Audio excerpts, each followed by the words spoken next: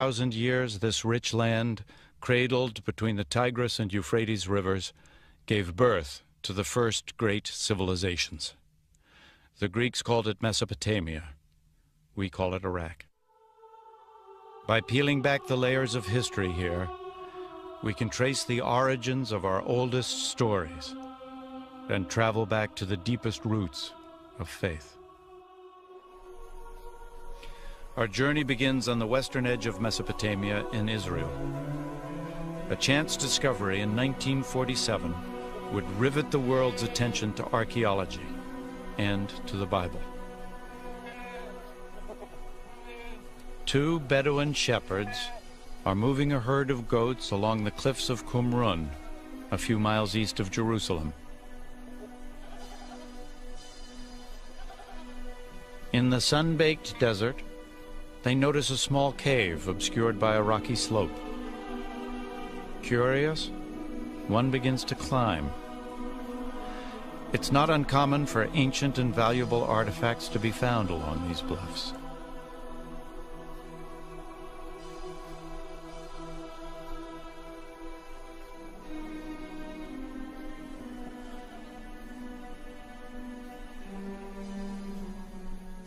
Inside the cave, the shepherd discovers the wreckage of ancient pots, leather scroll fragments, and some papyrus sheets, all untouched since the time of Jesus. These writings by an obscure Jewish sect called the Essenes would come to be known throughout the world as the Dead Sea Scrolls. In surrounding caves, hundreds of ancient scrolls would eventually be unearthed. One of them would prove to be the earliest known version of the Old Testament, including the crucial first 5 books, known to the Jews as the Torah. The Dead Sea Scrolls instantly became the focus of a tremendous international uproar, as scholars and theologians fought over their ownership and their meaning. And the sensation was outstanding. This was described as one of the most outstanding archaeological finds anywhere. So they are very precious to the Jews because they are Jewish. It comes from a very crucial period in Jewish history. They are very precious to the Christians because they are contemporaneous with John the Baptist and Jesus and so on. So they are very informative, but beyond that we have a great emotional attachment to this library. The Bible has always been a book read from 2 points of view, the sacred and the historical. A traditional Torah is always written by hand. The words are read aloud as the scribe writes, so they become a living prayer. And each Torah is considered holy from the moment it is written. But the historical accuracy of the Bible has never been so easily confirmed. It's an effort that continues to this day. Some of the books of the Bible are excellent historical books, as a matter of fact, the earliest historical books that we have, and quite accurate, because we have cross-references from other sources, and they are found to be mostly very precise. So they are very important. The discovery of the Dead Sea Scrolls was the most famous event in biblical archaeology, but it was by no means the first. The urge to explore biblical history has a venerable tradition. It's a search that began in the Holy Land, but would lead to Mesopotamia. Throughout history, crusaders, mystics, and believers have been drawn to sites where the great Bible stories took place. But with the arrival of the 19th century, a new kind of pilgrim sought to fortify their belief in the Bible through the infant science of archaeology. Surely, there could be no greater confirmation of their faith than to prove that biblical history was true.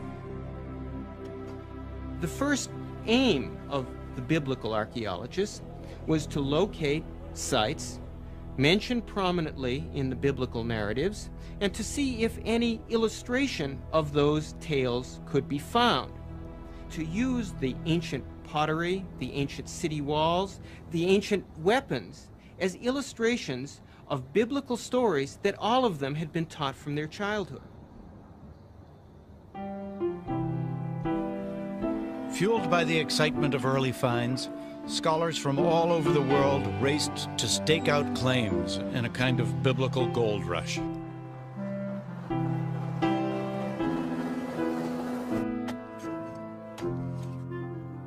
Competing British, German, and French archaeologists descended on the Holy Land. Teams of theological detectives digging for both God and country.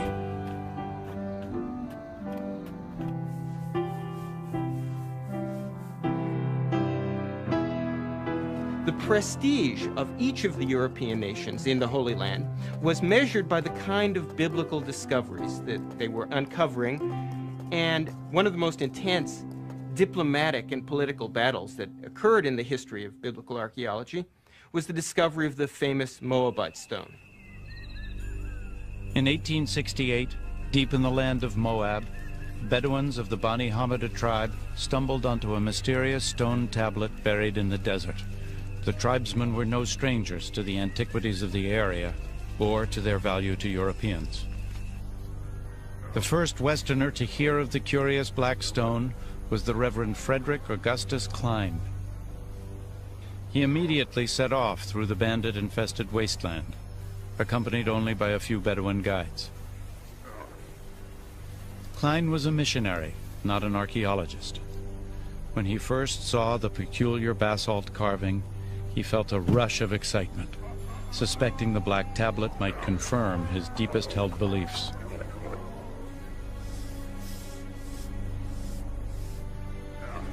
He examined the stone and made a rough impression of the inscription. It was in a language Klein didn't recognize. Back in Jerusalem, he sought help deciphering the stone. As news of the find began to spread, the streets and bazaars buzzed with rumors of a great discovery. The writing on the stone proved to be a Moabite king's account of a battle also described in the Bible. For the first time ever, here was written confirmation, etched in stone, of a story from the Bible. Two sources for the same event. For the faithful, it was the proof they'd been looking for. Concrete evidence of the Bible's historical accuracy. Many sought to buy the stone, but the Bedouins had reason to be wary. In the past, they'd been cheated, even robbed by European treasure hunters. Assuming that anything so highly prized by Europeans must contain gold, they dumped the stone into a fire in an attempt to break it apart. As fire heated the stone, they poured water over it, again and again, until finally it exploded. They found no gold, and the stone was destroyed. The first archaeological confirmation of a Bible story, the first corroborating evidence ever found in the Holy Land, was shattered. The loss of the stone was devastating, but it didn't end the biblical treasure hunt. Now that the Bible itself was verified as history, it pointed the way even further into the past, back more than 2,500 years ago, to a great empire ruled from Babylon, to the very moment the Bible itself was born. The year is 586 BC. The armies of Nebuchadnezzar, king of Babylon, descend on Jerusalem with the wrath of an angry God. It is almost 6 centuries before the birth of Christ. The Romans have not yet even dreamed of empire. It is a dark chapter in the history of the Jews, while Babylon's fierce star is rising. The Bible describes the Babylonian attack. Homes are pillaged, King Solomon's temple is set ablaze and utterly destroyed. 10,000 Israelite captives, princes, soldiers, artisans, and scribes, all are led to Babylon in chains. The Israelites crossed more than 500 miles of desert, following ancient trade routes across modern-day Jordan, Syria, and Iraq to Babylon. In Psalms 137, the Israelites lament, "By the rivers of Babylon there we sat down and wept when we remembered Zion. How shall we sing the Lord's song in a foreign land?" Broken and exhausted, the Israelites entered Babylon in awe of its scope and frenzy. Torn from the modest city of Jerusalem, they beheld the majestic capital of the ancient world.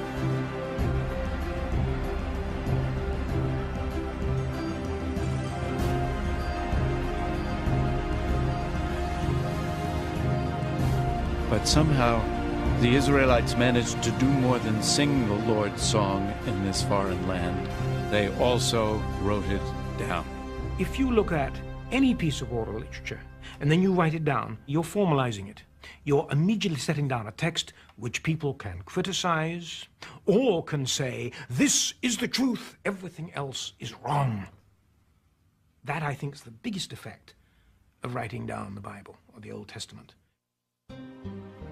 Today, the reconstructed walls surrounding Babylon are stamped with the name Saddam Hussein. But once the bricks bore another name, King Nebuchadnezzar. This was a land of many gods and pagan idols, an unlikely birthplace for one of the world's most sacred texts. Yet Babylon's great diversity created the perfect climate. And they come into this cosmopolitan environment. Even the most educated among them and literate among them were being bombarded with direct contact with other people.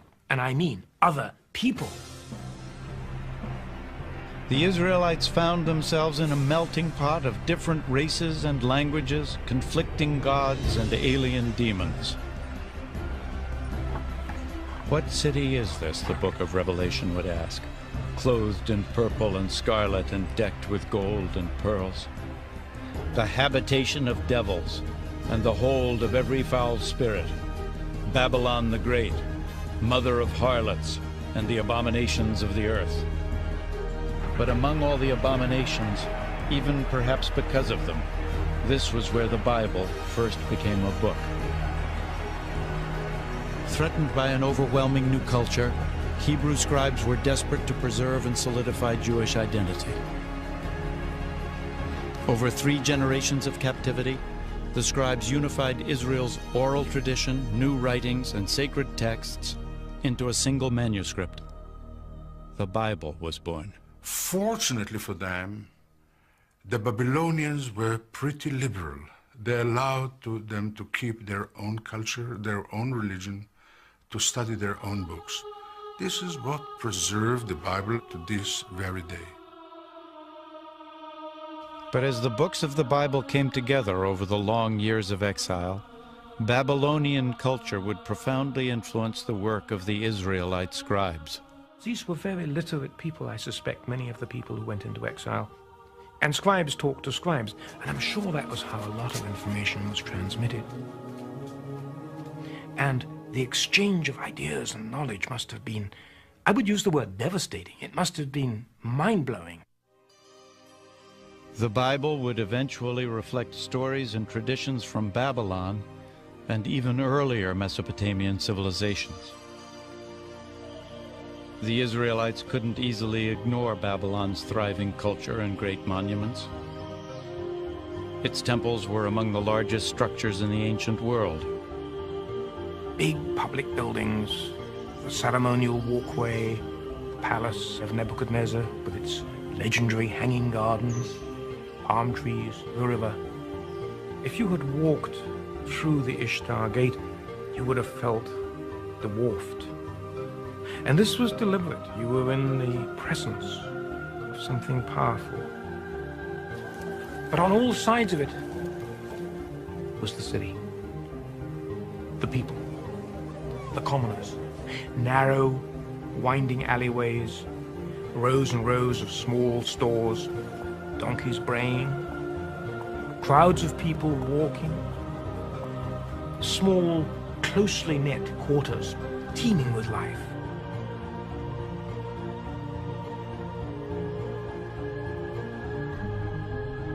And it was here, the Bible tells us, that one of antiquity's most extraordinary monuments soared into the sky, the Tower of Babel. For ages, adventurers and pilgrims hoped that finding the famous tower would prove the truth of Bible stories. One seeker who failed would write, "No man durst go near to the tower, for it is all desert and full of dragons and great serpents, and full of diverse venomous beasts." Medieval travelers claimed they had found the tower, this spiral minaret still standing in northern Iraq.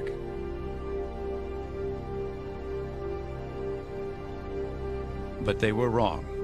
This tower was built 1,500 years too late and far from the walls of Babylon. Perhaps the most intriguing possibility was posed by Robert Koldewey, a German archaeologist. In the early 1900s, he discovered a rectangular ditch with only a few ancient bricks remaining. Many experts believe Koldewey had found all that survives of the famous tower.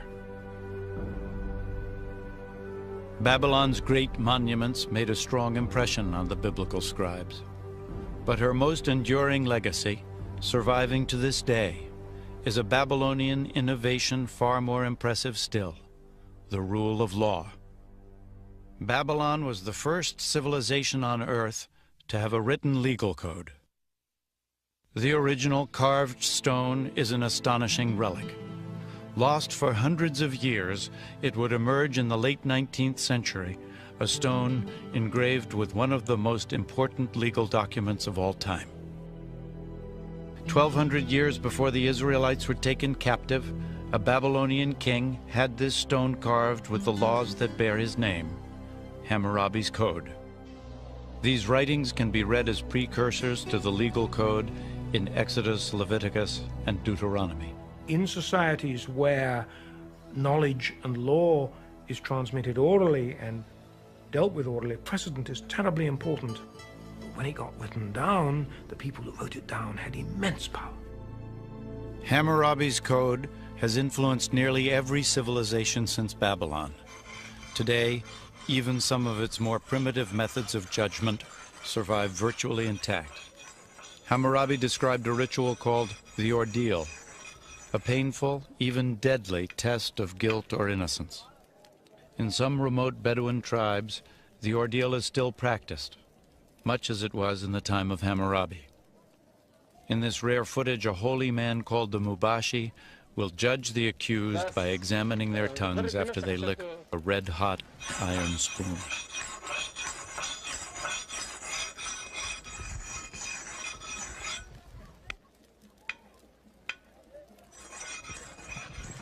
These men have been accused of theft. They must submit to the ordeal or be found guilty by default. Family members look on anxiously as the young men prepare themselves for the painful ritual.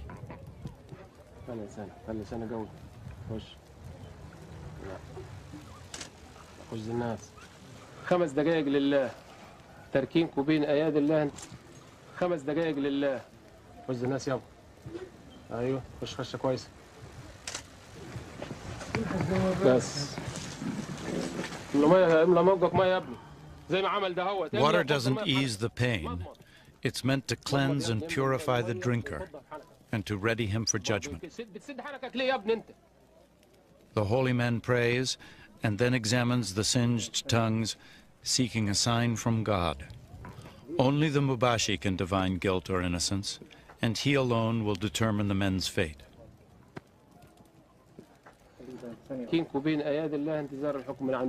At last, a verdict. One man is found innocent, to the great relief of his family. The other is not as fortunate. Declared guilty, he will be fined for his crime. The ordeal is an intriguing modern-day echo of Hammurabi. But his laws reach even more directly into the present through the Bible. Thou shalt not kill.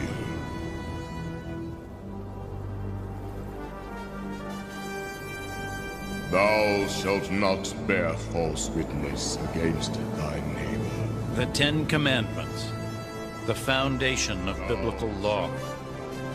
And yet, only the beginning of a complex set of codes and covenants central to the Old. Its laws had its roots in an even earlier civilization, one that reached its peak 7 centuries before Christ. It was the brutal empire of Assyria, a place the Bible called a land bathed in blood.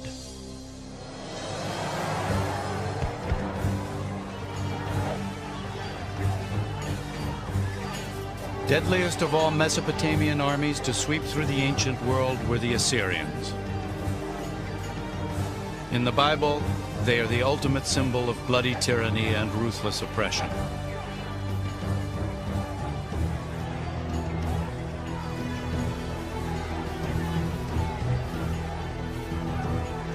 A 100 years before Nebuchadnezzar took the Israelites captive in Babylon, the Bible tells us the Assyrian king Sennacherib attacked the lands of the Israelites.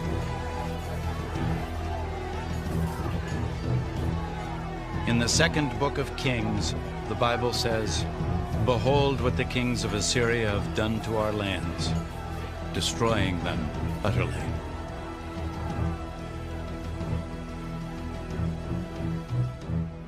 The Assyrians were ruled by despotic kings. They believed in absolute power. Now, absolute power means control, and absolute power almost invariably is kept in power by military efficiency and might. And the Assyrians maintained an enormously powerful and efficient war machine. And on the walls of Assyrian kings' palaces were the chronicles of some of their expeditions, written in vainglorious, grandiloquent terms. The Assyrians, they would take a city, and they would stack up the heads of the leading citizens outside the gate, or they would take the king of the city and flay him alive and nail his skin to the wall, or something like that. But everybody did that. Assyrian power, symbolized by the royal lion hunt, lay in the hands of merciless warrior kings.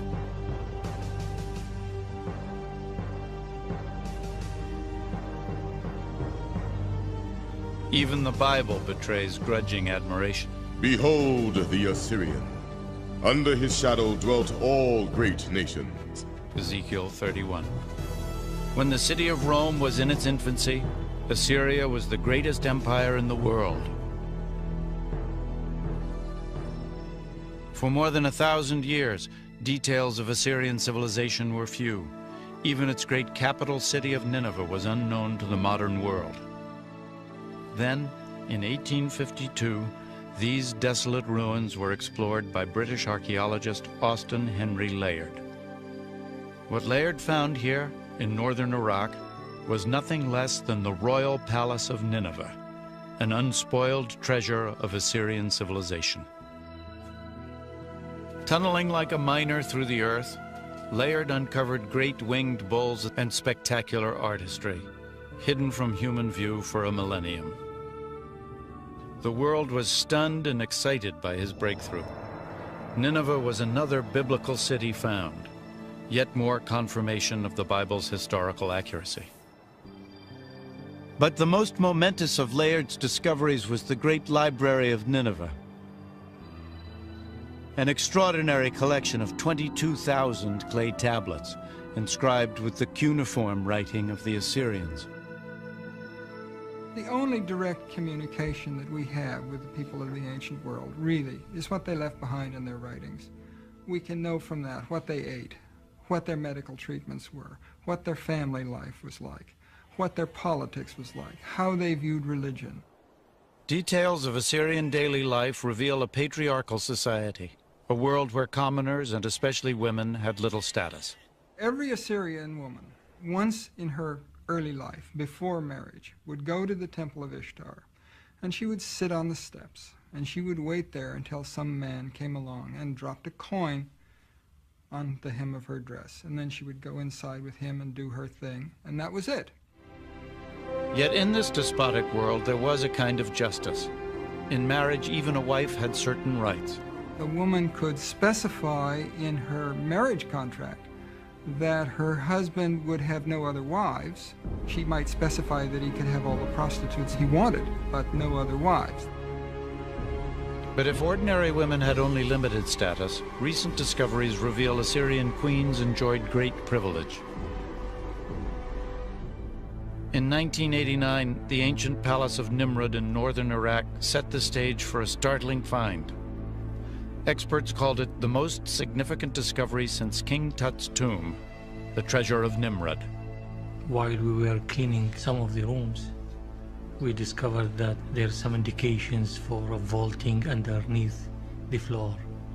We took everything out and we tried to sort it, and we discovered that we have here the bodies of at least 2 queens. Solid gold bracelets still adorned their bones. A royal treasure, entombed more than 2,000 years ago. This remarkable footage, shot by Iraqi archaeologists, is an exclusive record of their extraordinary discoveries. For the very first time, the tomb of an Assyrian queen had been uncovered intact. The royal sepulchre still displayed a curse to protect its occupants. Should anyone break open the seal and remove me from my tomb, let his spirit roam in thirst under the bitter rays of the sun, and may the great gods of the underworld inflict his corpse and ghost with eternal restlessness.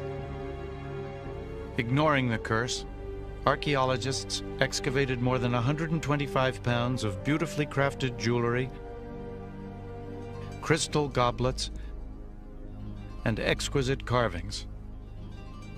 The ancient Assyrians were master goldsmiths and artisans. But the value of this treasure far exceeds its worth in gold. In death, Assyrian queens were lavished with riches. But in life, it was her kings who forged history, kings with a taste for empire. In the year 701 BC, King Sennacherib and his army struck out across the desert toward the Mediterranean Sea. The bold Assyrians were determined to conquer all that lay in their path. The cities of Judah, including Jerusalem, and its rebellious king, Hezekiah. Fortress after fortress fell to the Assyrians, but it was the city of Lachish whose brutal destruction is best recorded in the historical record and in the Bible. The siege of Lachish is a beautiful example of how an Assyrian army descended on a city, surrounded it, besieged it, reduced it, and took away its inhabitants to slavery, those that were not executed, men, women, and children.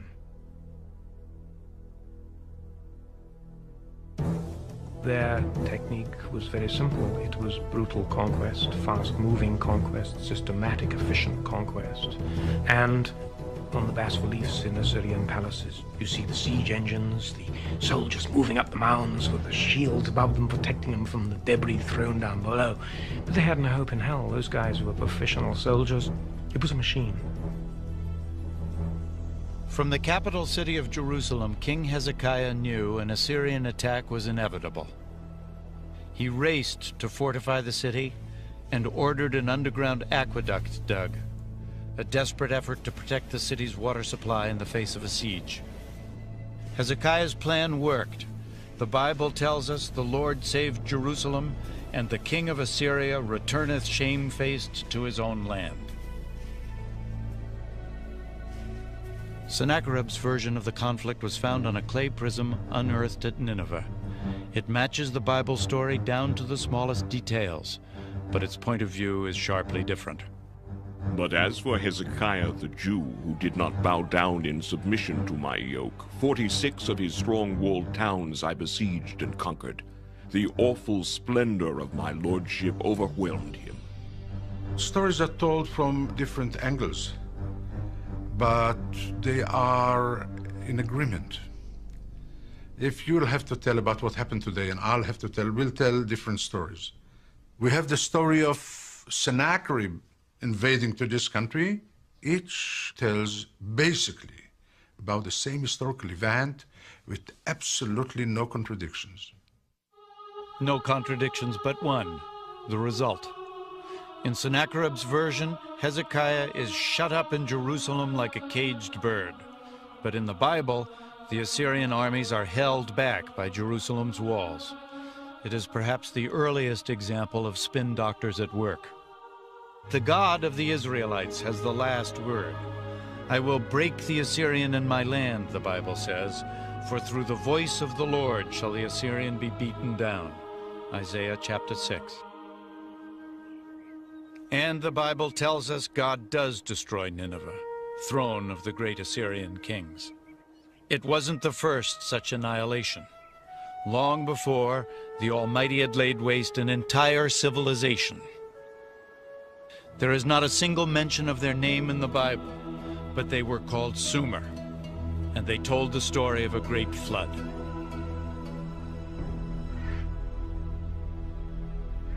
It's one of the most familiar of all Bible stories, the saga of Noah's Ark. An angry God, a wooden boat, a deluge. It's the story of Noah and his family escaping to the ark with every species of animal and surviving the punishing flood, while the rest of mankind is destroyed.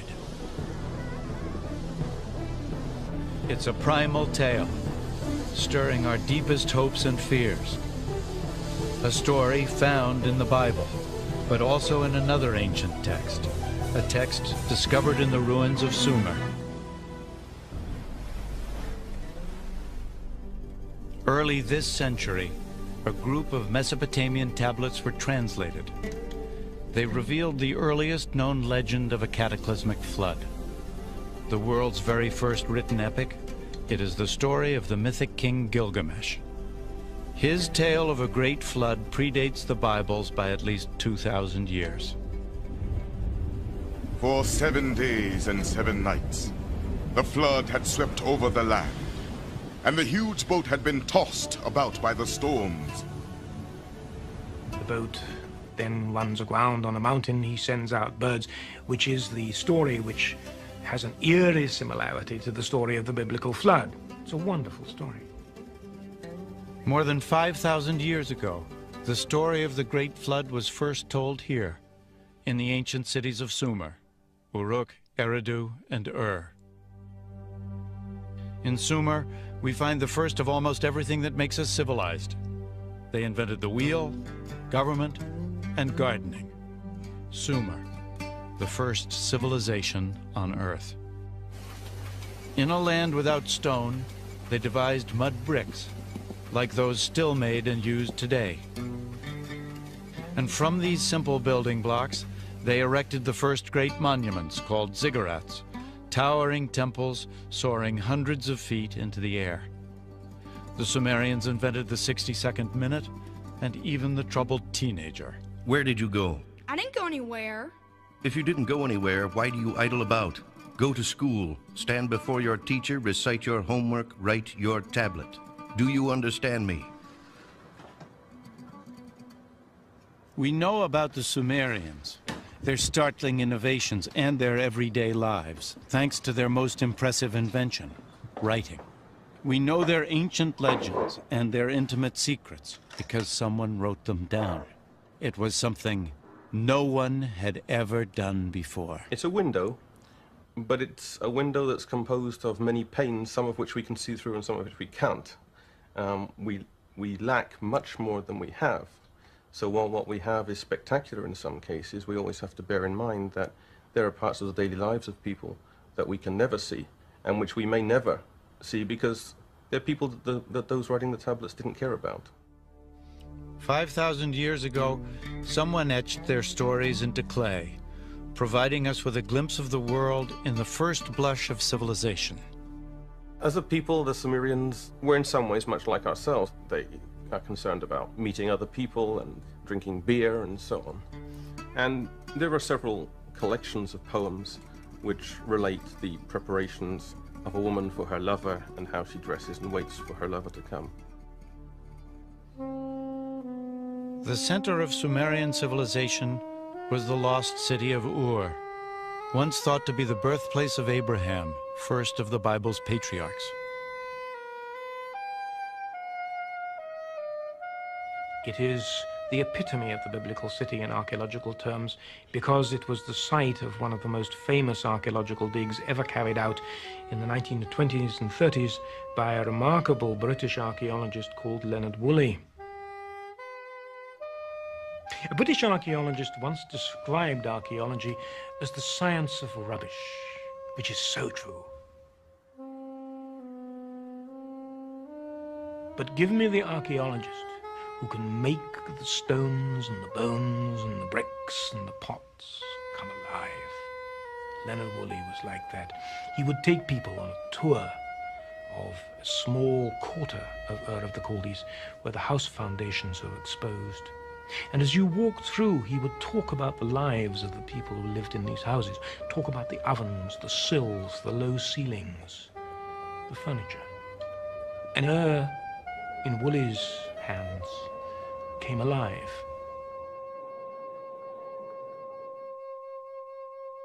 Woolley dug this enormous pit, and he went down through the city, and it got smaller and smaller, and then there was this deep, sterile layer of silt.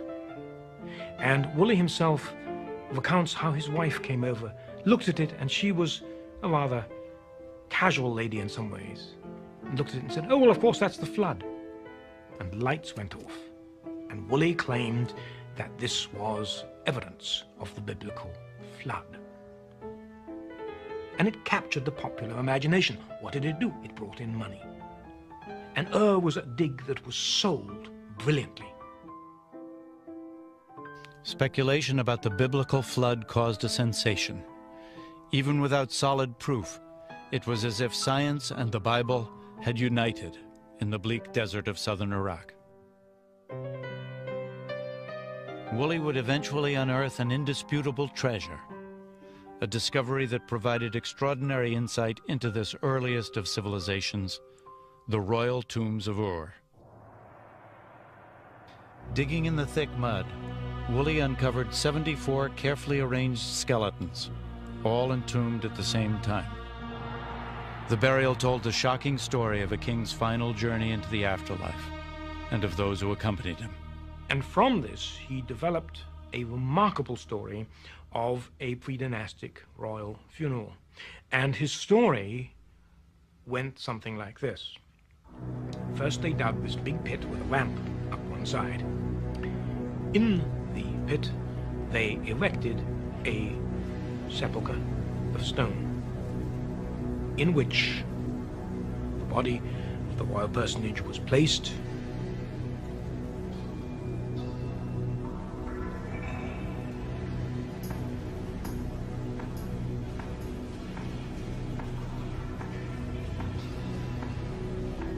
Then the entire court filed into the pit.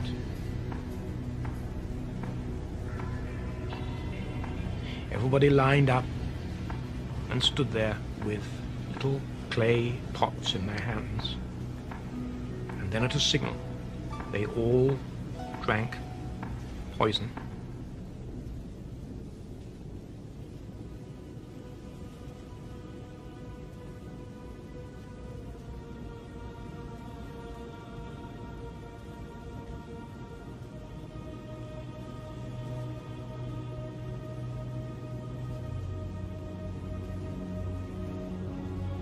Lay down and died.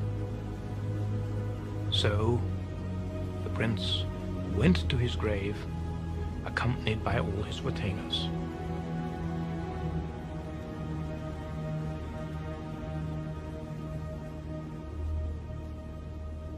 This has become one of the great discovery is one of the great funeral accounts of archaeology in early history. The discovery of the grave pits at Ur was a triumph of archaeology, revealing ancient secrets of the first civilization. But science alone can take us only so far. Where the trail ends, the Epic of Gilgamesh provides the final, tantalizing clues. Clues leading us back to a garden and a place some call paradise.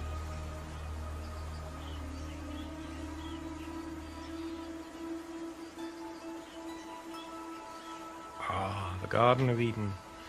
In the beginning, God created the world. It's a familiar story. You get these sort of creation myths in almost every society on Earth. It's a very compelling longing of people for a better world. Gardens of Eden, paradises, are people's longing for a less complicated life, or a life of ease, or a reward for having worked so hard. In the ancient Sumerian Epic of Gilgamesh, the name given to paradise is Dilmun. It's a place beyond the edge of normal human habitation. That's how it features in the Sumerian flood myth. That's where the flood survivor goes to live. And there are other myths which feature Dilmun as a place where everything was perfect. Dilmun figures in Mesopotamian legend as a sort of Garden of Eden, as a sort of paradise, a place of verdant green and abundant water and cool winds and breezes. It is a place of wonder, a perfect place. Yet it is also home to a serpent.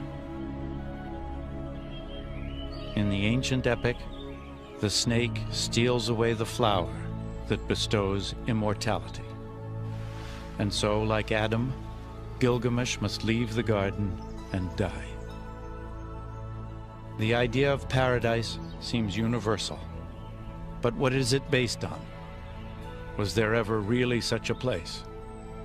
The clues point to an enchanted, yet very real location. 400 miles south of the ancient Sumerian city of Ur lies the island of Bahrain, a pivotal marketplace on the trade routes across the arid deserts and salt seas of Mesopotamia.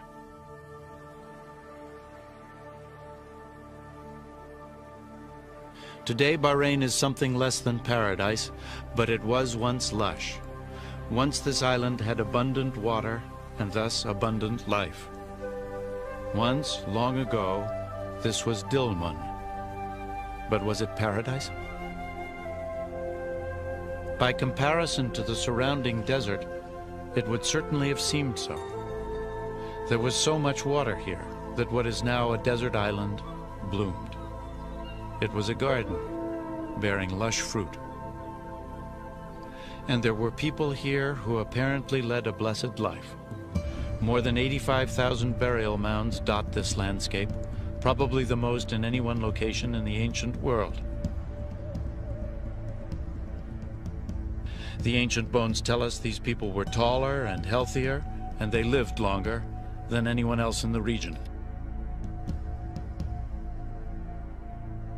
And in the burial mounds is one more astonishing clue: the remains of snakes, ritually embalmed at some lost moment more than 4,000 years ago. Here in Bahrain, we find the serpent, just as we found it in the Epic of Gilgamesh, and just as we found it in the Bible.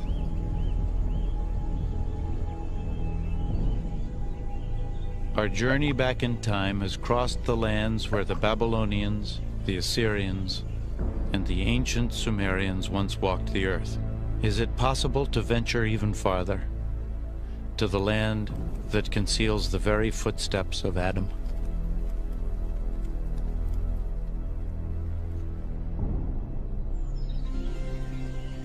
Here faith and reason must part company. We now know there was once an island garden in Mesopotamia. We may choose to believe it was paradise.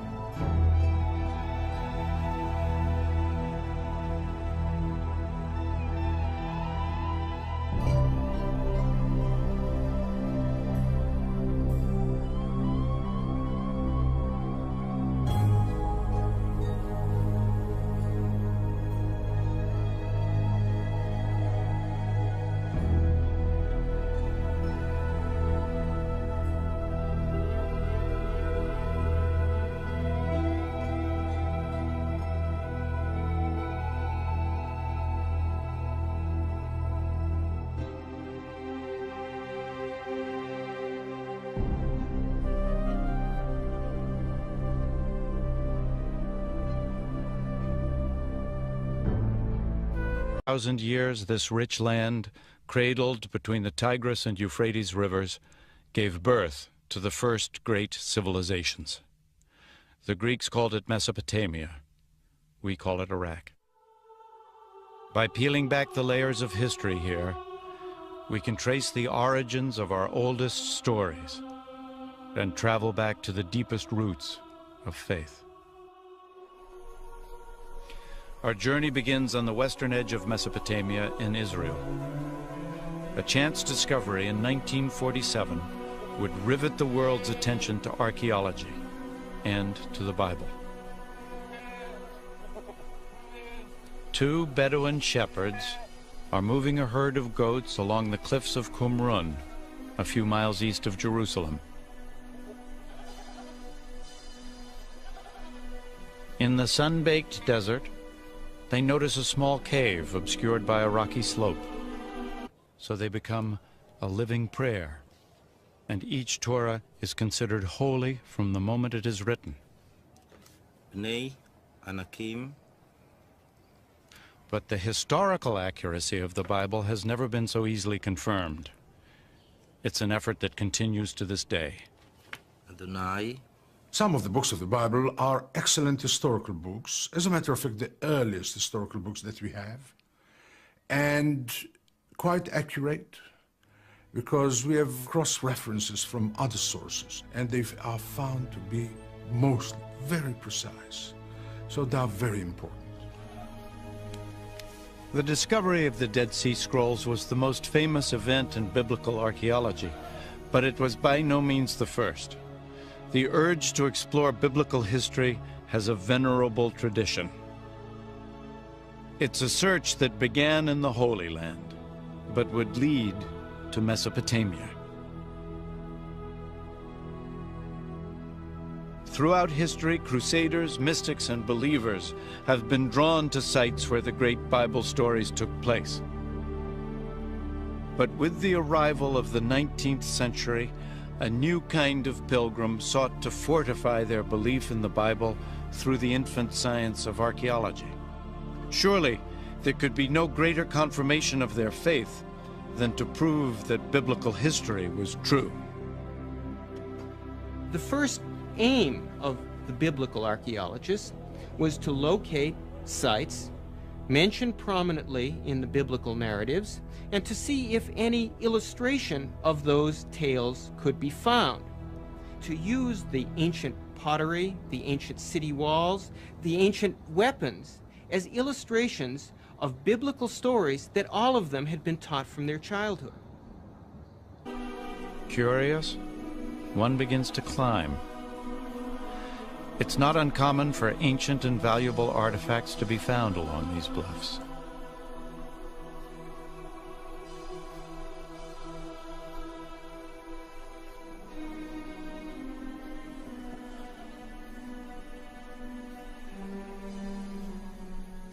Inside the cave, the shepherd discovers the wreckage of ancient pots, leather scroll fragments, and some papyrus sheets, all untouched since the time of Jesus. These writings by an obscure Jewish sect called the Essenes would come to be known throughout the world as the Dead Sea Scrolls.